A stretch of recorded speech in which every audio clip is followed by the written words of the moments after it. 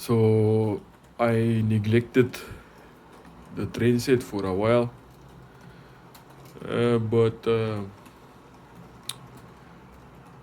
overall,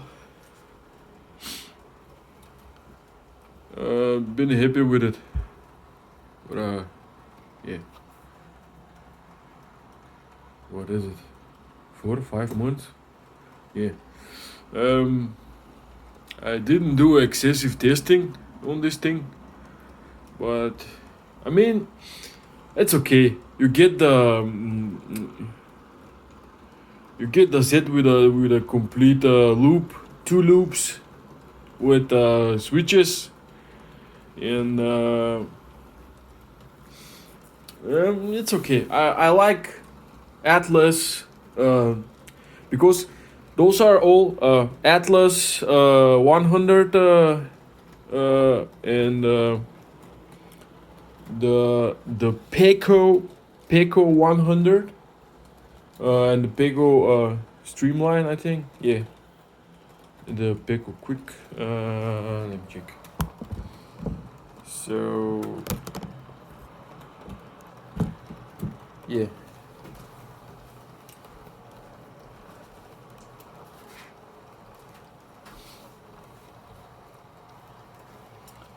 Yeah, the Piko set track. Those are also code 100. I like those. That's the best for. I love those. I love them. I love the turnouts for the British scale. What was it? Double O scale. The 1 to 72 or something. Yeah, those are working also on 1 to 87. That's the HO scale. Yeah, you see, that's it. Double O HO. Yeah, and I love them. I love those. The set tracks and the streamline. I think. Yeah. Well, the code 100. Now the Atlas, also nice, but you can't find them cheap in Europe anymore. They're a bit pricey now. And the other option is the Picos. Yeah, the Picos. Well, I mean, you have access to them. They're kind of okay, but those bent turnouts, wow, not that great. Wow. Actually, a nightmare. So if you don't have enough space, you kinda with a small space, and if you want a switching layout, they kinda here you gotta work with this. But honestly, I love those the Pecos. They work fine, and if I'm doing a bent turnout, switching in a loop or something, I got the radius, the diameter of the whole thing is gonna be way too big. The number 3 radius on the Pecos is a lot wider.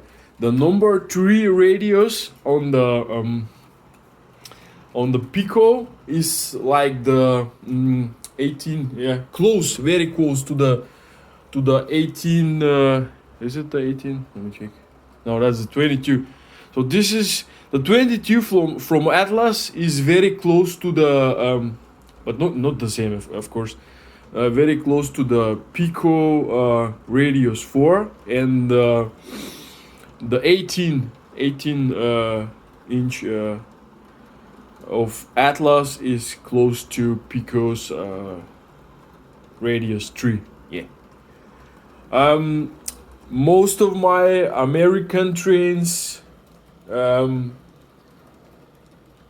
a bit itchy, the older ones, to run on less than 18. Though most American trains, if you look at the specifics, they are like a minimum radius of 18 or 22.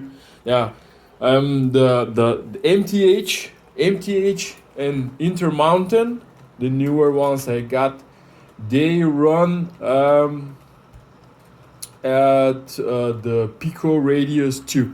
So the Piko Radius 2 is less than the Atlas 18 or the Piko Radius 3.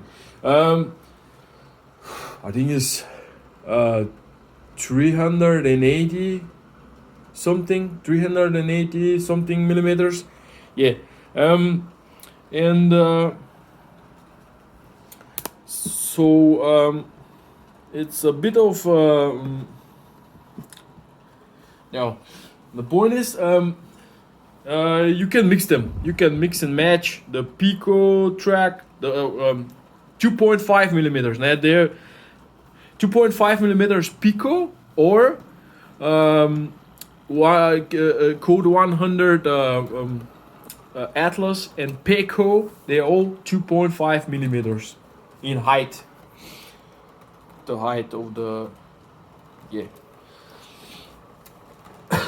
of the rails.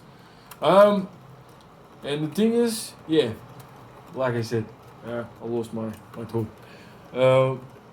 I like the mix and match, and most of the trains run the European trains run on the small radius, the radius 2 from Piko. I got most of my trains are Piko. But they run well on all except this guy. This from the start set. And Atterns and this thing cannot run on the sometimes on the radius 2. So this is going to radius 2, and it derails most of the time on this side. But this guy, the Cap Train Vectron, the BR193, doesn't have a problem with this. Switching from radius 3 to radius 2 from the Piko. And all my Atterns, the older ones, the radii, Attern radius, or the Genesis, forget about those. They can derail and everything. Some of my Bachmann cars, American Bachmann cars are bleh.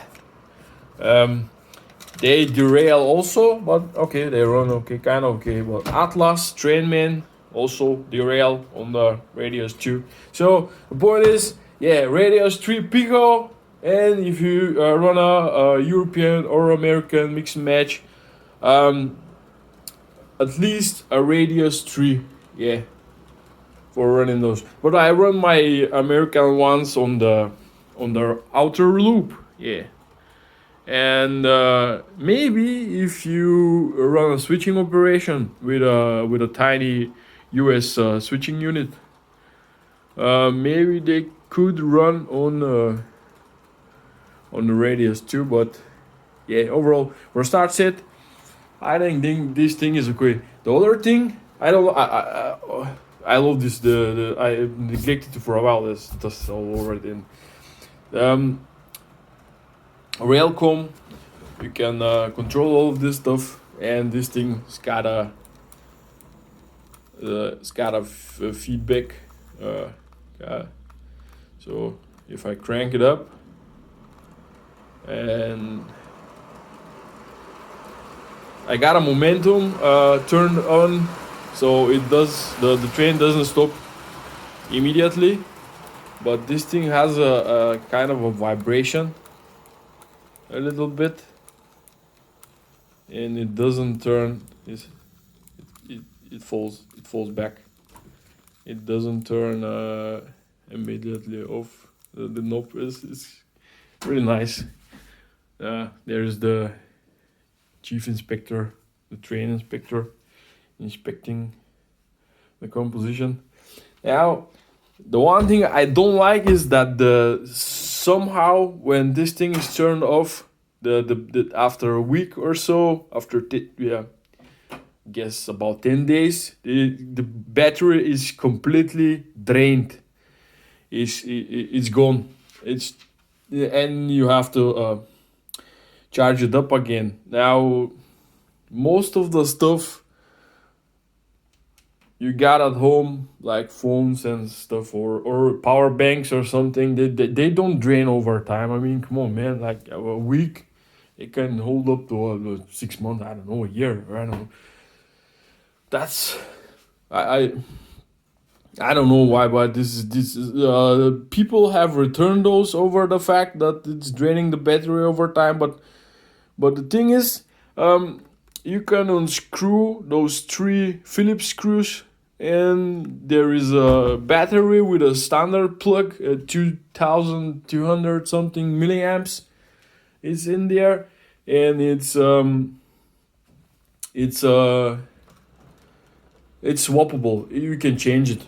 So and also I don't charge it very often, so the cycles are not gonna wear out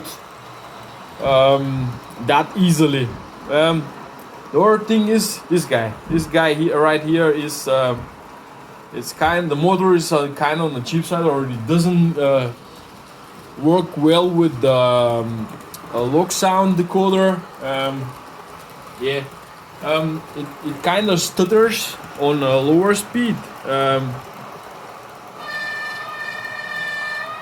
Yeah. Now I got a lot of cars connected to it, and it's a bit smoother, but the motor stutters. So, but this is my mule, my everyday hauler. This thing is I'm gonna use this still thing. This still thing can go anymore, and swapping the motor with a nicer one, or Mashimo or something, or something Japanese is kind of tough, because I can find the right size. This thing is a bit small, on the smaller size. Now there are some uh, tips on the forum. Maybe I could yank all of the. I can gut it out and yank out all the Piko stuff that's in there, with the capacitors and whatnot on the board, and do the decoder, solder the decoder straight to the motor, to the power pickups, and etc., to the LEDs, and maybe it will work better. I don't know, but it's kind of, I don't know. Is this the hobby line? I don't know. Maybe it's the hobby line. That's because this thing is, but it's sold as an expert. But the things cost new, like 90 euros or something. Anyways, it's kind of sad that for if you do a switching operation and you run at a low speed. Now this is also nice, because you have the tortoise switch here, and if you wanna do some switching, you just hit the tortoise, and this thing is running slow. Yeah, and it's kind of annoying, but for that money, yeah, well, you can't complain. I mean, this thing is great. I love this. I love this. You can program the 4 buttons here. I got them. I got my lights. And this is you cannot change this one. The 3 buttons can be changed, but this one cannot be changed. This is the track cutoff, and it's the red LED comes on, and it's green again when you got track power. And now this is the direction switcher. I don't know why I use it. Oh well, yeah, I gotta change it maybe. Well, that's the beauty of it. You can change all those knobs, and the quick accessible. But the nice thing is that you can do the functions and whatnot, and sound, and brake noise. And this thing is it gives you vibration feedback. This is awesome. I like. Now overall, I was kind of sad at the start. Oh man, that's a lot of money. That's close to 600 euros I paid for it. But I'm gonna try to sell the ICE, because I don't run the passenger cars, and it's gonna be about, I don't know, maybe I can sell it for 150 euros, and the rest of the stuff is kind of okay. For a starter set, yeah, that's a recommendation. Now they don't do those anymore. I mean, they do the new ones with the light control, but even better, the light control is like the one set is like um 200 euros, I guess, with the new track that's had bedding on it. A lot of people like track with bedding more, and I gotta do my base plate again because it's all wobbly. I have to buy a stronger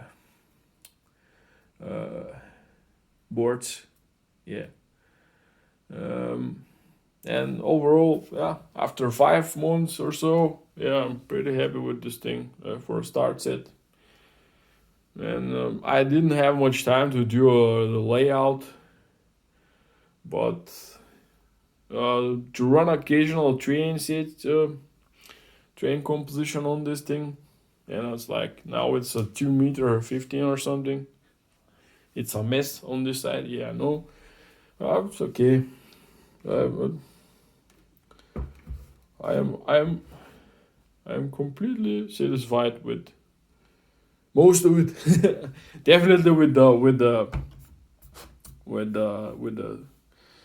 the train station. Yeah, with the digital setup, and you can connect all kind of ASU stuff back up there, and also there's gonna be an expansion for echo stuff. Okay, the echo stuff you can directly connect to this, I think, but there is gonna be an expansion where it's extend says. There's a Loconet adapter, I guess it's 50 euros or something. Then you connect all of your Loconet stuff. Yeah. Loconet is the most used, and availability is grand on the Loconet stuff all over the world. I mean, Digitrax uses it, Lens, I guess, or no? No, Ulenschrott uses Loconet, I guess. Yeah, anyway. There's a lot of Loconet accessories that you can connect to this, and it's, yeah, that's all I'm about to say on this video, and that's it for now.